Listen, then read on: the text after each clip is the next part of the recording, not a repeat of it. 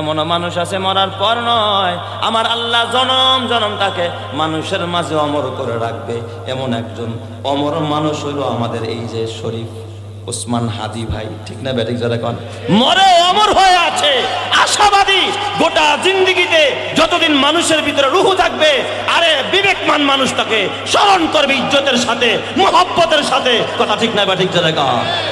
হলদে ডানার সেই পাখিটি এখন ডালে ডাকে না, মনের মাঝে রঙিন ছবি এখন সে আর আঁকে না।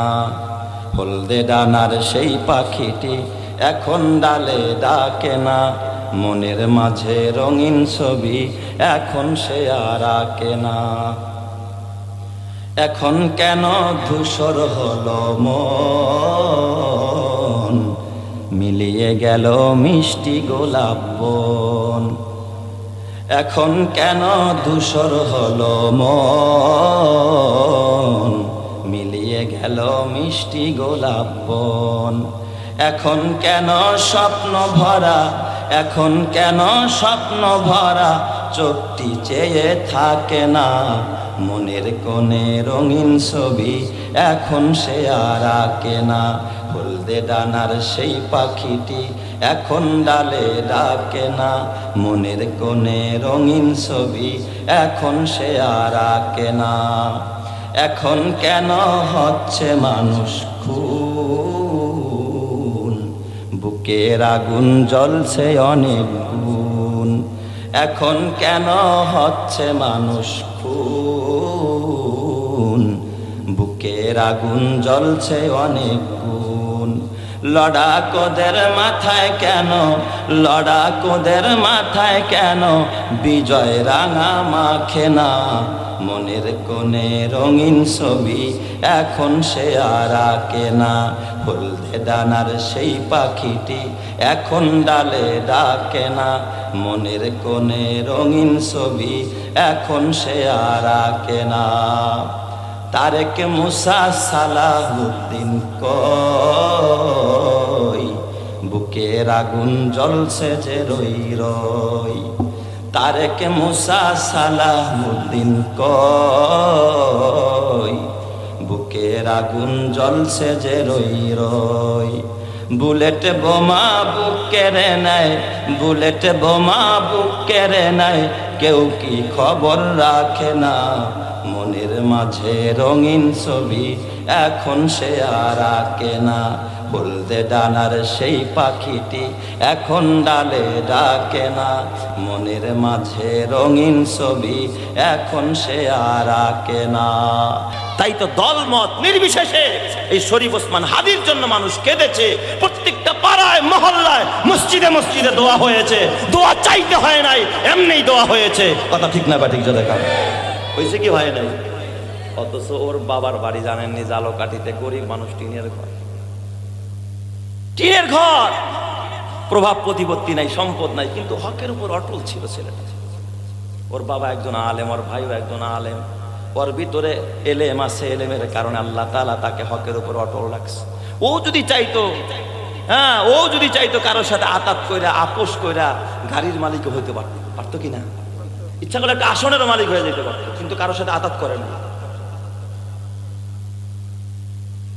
ও শুধুমাত্র ইমানের উপরে অটল ছিল, হকের উপরে, ইসলামের কথা বলতো, কোরআনের কথা বলতো, হাদিসের কথা বলতো, যার কারণে বিদেশিদের নজরে পড়ে গেছে।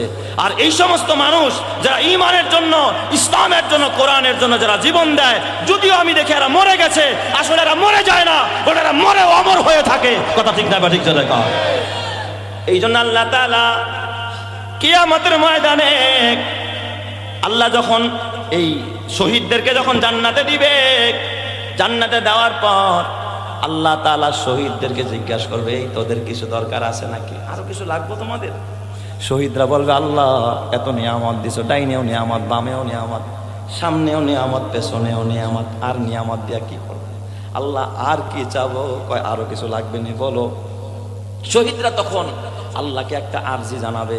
তাফসীরের কিতাবে আছে, মুহাদ্দিসিনে কেরাম হাদিসের মধ্যে লেখছে, শহীদরা তখন ডাক দিয়া বলবে, আল্লাহ গো রব্বুল আলামিন, আল্লাহ গো আমাদের একটাই মাত্র চাওয়া, জীবনটা একটাই, এটা একবার শেষ করে দিলাম। ওগো রব্বুল আলামিন, এই জীবনটা যদি আবার ফিরা দিতা, আবার যদি ইসলামের জন্য, হকের জন্য, কোরআনের জন্য, বাতিলের বিরুদ্ধে আমার জীবনটা যদি আবার আমি উৎসর্গ করতে পারতাম, আল্লাহ এই সুযোগ যদি থাকতো, তাহলে আমি আবার তোমার কাছে জীবনটা ফেরত চাইতাম। চিৎকার মেরে কান্না আল্লাহু আকবার, আরো জোরে বলেন আল্লাহু আকবার। আল্লাহ তাআলা আমার নবীরে জানায় দেয়, ওয়ালা তাকুলু লিমান ইউকতালু ফি সাবিলিল্লাহি আমওয়াত বাল আহইয়াউ ওয়ালাকিন লা তাশউরুন। তোমরা শহীদরে মৃত ভাইব না, সে মইরা গেছে এই কথা ভাইব না, বরং শহীদরা জিন্দা। সুবহানাল্লাহ, সবাই এই কথা বলে দিয়েছেন কে? আল্লাহ। শহীদরা মরেও অমর হয়ে থাকে, কিন্তু আজকে সেই ইসলামের জন্য আমাদের চেতনার বাতিঘর এই শরীফ ওসমান হাদি, আমাদের তরুণরা, যুবকরা যদি আবারও গর্জে উঠে বাতিলের বিরুদ্ধে, আধিপত্যবাদীদের বিরুদ্ধে, স্বৈরাচারদের বিরুদ্ধে, এই জমিন থেকে শিরক, বেদাত, কুসংস্কার, স্বৈরাচারীরা পালাইতে জায়গা পাবে না। কথা ঠিক কিনা চলে গা? আল্লাহ তুমি এই জাতিকে হেফাজত করো, বোঝার তৌফিক দান করো, জোরে কানা আমিন। আরো জোরে বলেন আমিন। এ আমার বাবা, তাইলে আল্লাহর কাছে যদি দামি হইতে চাও, কিভাবে দামি হইবা? বুখারী থেকে একটা ঘটনা শুনলাম, আরেকটা ঘটনা বুখারী শরীফে, আরেকটা ঘটনা শুনেন, বুখারীর ঘটনা। এক মা বাসার দরজার সামনে বসা বাচ্চারে দুধ পান করায়। কি পান করাইতেছে? দুধ পান করাইতেছে। মায় বাচ্চারে দুধ পান করায় ঘরের দরজায় বসে। হঠাৎ করে মা তাকায় দেখে রাস্তা দিয়া এক বাচ্চা যায়, বাচ্চা শাহী ঘোড়া নিয়া, তার সামনেও পটুগল, পিছনেও পটুগল, বিশাল বড় বাহিনী স্লোগান দিতে দিতে যায়। কেউ বা ফুলের মালা দেয়, কেউ বা ফুলের তোড়া দেয়, কেউ বা লাল গালিচা বিছায়া দেয়, কেউ বা তাকে জিন্দাবাদ জানায়, কেউ বা তাকে উষ্ণ সংবর্ধনা জানায়। এই দৃশ্য, মা কোলের বাচ্চাকে দুধ খাওয়ায় আর মা এটা দেখতেছে। আছে না নাই? আমাদের সমাজে এরকম আছে না নাই? আছে।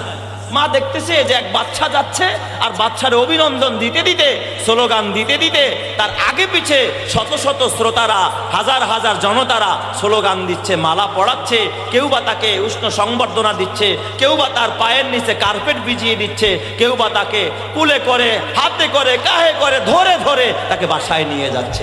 এই দৃশ্যটা দেখে মা বড় কৌতূহল। মা বাচ্চারা দুধ পান করায়। দুধ পান করানো অবস্থায় ওই মা হাত তুলছে মালিকের কাছে, আল্লাহ, ও আরশের মালিক, তুমি আমার এই দুধের বাচ্চাটাকে এই বাচ্চার মতো কবুল করে লও, আমার বাচ্চাটারে এইরকম বানায় দাও। কে না চায় তার বাচ্চাটা একটু বড় হোক, তার বাচ্চাটা দামি হোক? এমন মাদের স্বপ্ন আমাদের সমাজে আছে না নাই? সব মায়েরাই চায় আমার বাচ্চা একটু কি হোক, দামি হোক। কিন্তু দামি হওয়ার রাস্তা চেনে না মা। ও মা, কোন পথে গেলে সন্তান দামি হবে এই রাস্তা অনেক মা চেনে না, অনেক মা জানে না। অনেক মাকে আল্লাহ এমন রাস্তা দেখায় না। কথা ঠিক না বা ঠিক জোরে কন? আরে মা তো দূরের কথা, অনেক সময় বাবারাও বোঝে না, আছে না নাই? এই জোরে কন, আছে না নাই? ইমাম মালিক রহমাতুল্লাহ আলাইহির ঘটনা কে না জানে? এত বড় বুজুর্গ ইমাম মালিক রহমাতুল্লাহ আলাইহি, চার মাযহাবের ভিতরে একটা অন্যতম মাযহাব হলো মালিকি মাযহাব। ইমামে মালিক রহমাতুল্লাহ আলাইহি এত বড় নবীর আশিক, যেই ইমামে মালিক মদিনায় গিয়া হাদিস পড়ায়।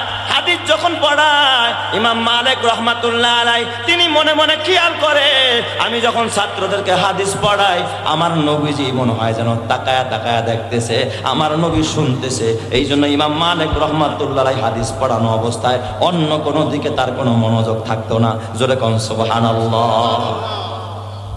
হাদিস পড়াইতেছে, একদিন ছাত্ররা দেখতেছে হুজুরের চেহারা কালো হয়ে যাচ্ছে। ঘটনাটা কি?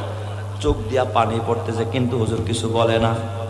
দরজ শেষ হয়েছে, রুমের মধ্যে ঢুকে এক ছাত্ররা ডাক দেয়া কয়, দেখো আমার জামাটা কইলা, আমার জামার নিচে কি?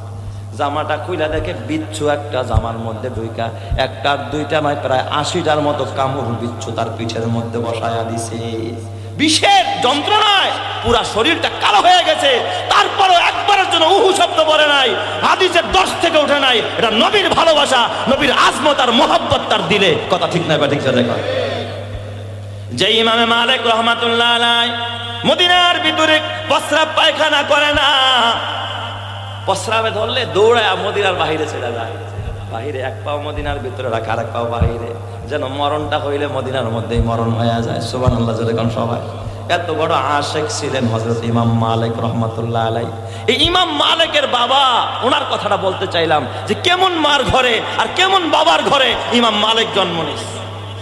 ইমাম মালিক রহমাতুল্লাহ আলাইহির মা, সে ছিল একটু কালো মানুষ, দেখতে শুনতে তেমন একটা কি ছিল না, সৌন্দর্য তার ভিতরে ছিল না। মানুষ দেখবেন দুনিয়াতে সুন্দরের কারণে বিয়ে করে, গরিব হইলেও দেখবেন বউ যদি সুন্দর হয়, মাইয়া সুন্দর হইলে গরিব ঘরের মাইয়ারাও শিল্পপতির ফলার লেগে লয়া যায়, আছে না নাই? আছে না? সুন্দর বাস লাল চামড়া পছন্দ হয়ে গেছে, তারে নেওয়া যায়। বড় বড় লোকের বাসায় অনেক সময় গরিবের মেয়ে সুন্দরের কারণে নিয়ে গেছে।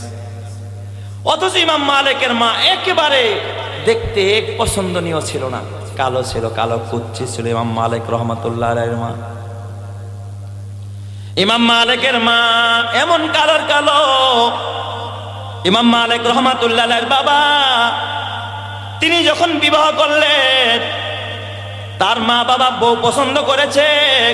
ইমাম মালিকের বাবা ইমাম মালিকের মারে দেখে নাই, বাসর ঘরে পুত্র বধূরে দিয়া যখন ছেলেরে বাসর ঘরে পাঠাইছে ইমাম মালিকের বাবারে, ইমাম মালিকের বাবা বাসর ঘরে ঢুকছে।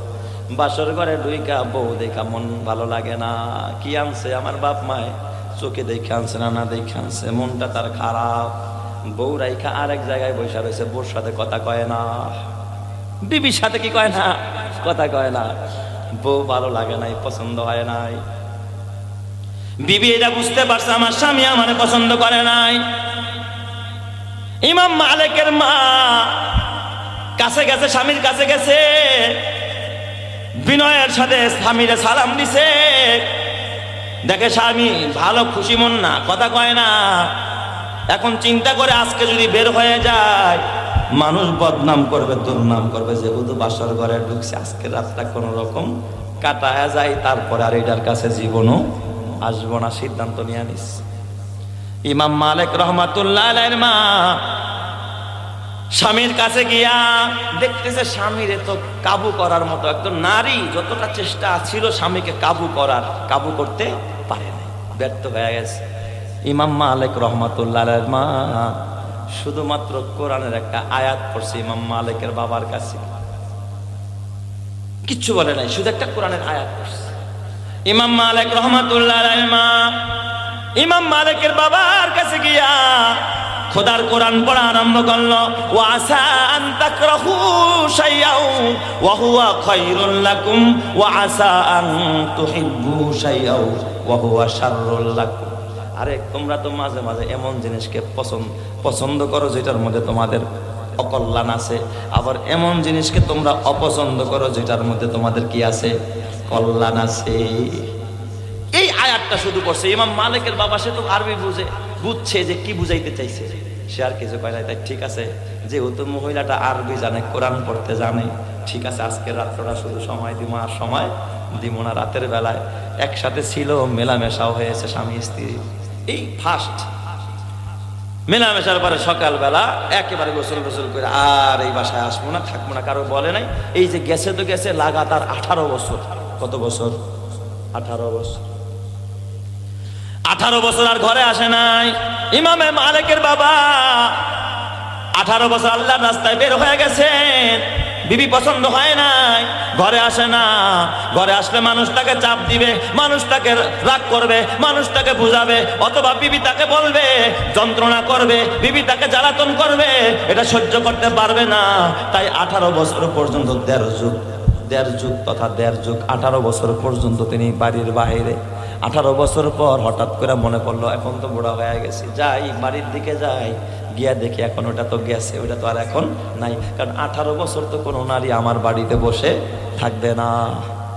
এই দিক গিয়া বাড়িতে আইসা মহল্লায় যখন ঢুকছে, মাগরিবের নামাজের টাইম, পাশেই একদম সুন্দর একটা মসজিদে ঢুকা নামাজ আদায় করছে। নামাজ আদায় করতে গিয়া ইমাম মালিকের বাবা দেখে মসজিদের ইমাম সাহেব খুব চমৎকার কোরআন তেলাওয়াত করে। সুবহানাল্লাহ, সবাই এত সুন্দর কোরআনের তেলাওয়াত।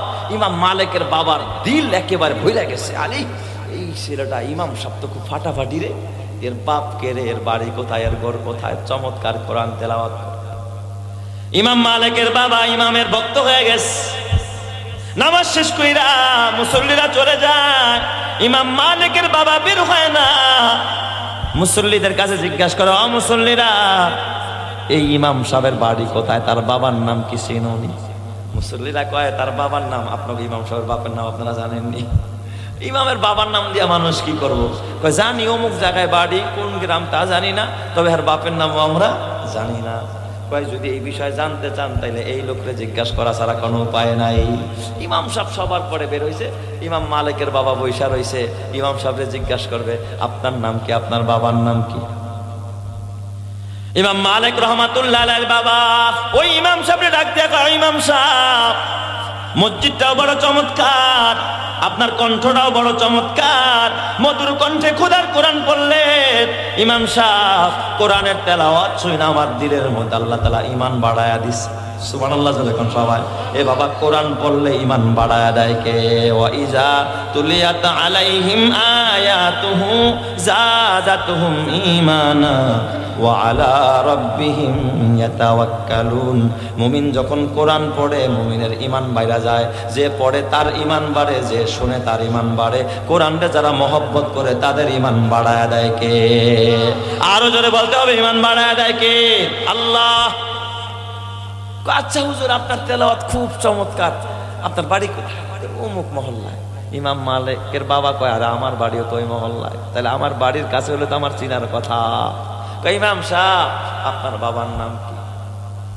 এই কথা যখন জিজ্ঞাসা করেছে ইমাম মালিকের বাবা, যখন জিজ্ঞাসা করছে, ইমাম সাহেব, আপনার বাবার নাম কি? তাকায় দেখে ইমাম সাহেবের চোখ দিয়া পানির ফোঁটা গড়ায়। ইমাম সাহেব কাঁদতেছে। ইমাম সাহেব কান্দে আর ডাক দিয়া কয়, ও পথিক, আমি আপনারা চিনি না, ও মুসাফির, তবে আমি আমার মায়ের জবানে শুনেছি 18 বছর হয়ে যায় আমার বাবা, আমার মা ওই যে বাসর ঘরে আমার মারে অপছন্দ করে আমার বাবা ওই যে আমার মারে রাইখা গেছে। আজও পর্যন্ত আমার বাবা বাড়িতে আসে। আমি আমার বাবার জীবনে দেখি নাই, আমার বাবার আমি জীবনে দেখি নাই। আমার বাবা কোথায় আছে আমার জানা নাই। কয়, আপনার নাম কি? কয়, আমার নাম হলো মালিক। সুবহানাল্লাহ যখন সবাই, তখন তার ইমাম মালিক নাকি শুধু আব্দুল মালিক? আমার নাম মালিক। এই কথা শুনতেই ইমাম মালিকের বাবা হযরত ইমাম মালিককে বুকে জড়ায়া ধরছে, ডাক দিয়া কয়, বাজান চলো, বাড়িতে চলো, আমি তোমার বাবা, তুমি আমার সন্তান। কয়, না না, আপনি বললে হবে না, আমার মা যতক্ষণ সাক্ষী না দিবে ততক্ষণ বিশ্বাস করবো না আপনি আমার বাবা। চিৎকার মেরে কন্যা আল্লাহু আকবার। আদম কে লিয়ে ফখর ইয়া আলী নসবি হে, মক্কি মাদানী হাশমি ও মুত্তালিবি হে, পাকিজা তরাশা আরশ সামা জান্নাতে ফেরদৌস, আরাম গাহে খাকে রসুলে আরবি হে, আয়ে জায়েরে বাইতে নববী याद रहे ये बेकायदाया जम्बे से लगबे आदाबी है। आहिस्ता कदम नीचे नेगा, आहिस्ता कदम नीचे नेगा, पुश्ते सदा हो खाबीदा इहा रूह रसूल अरबी है।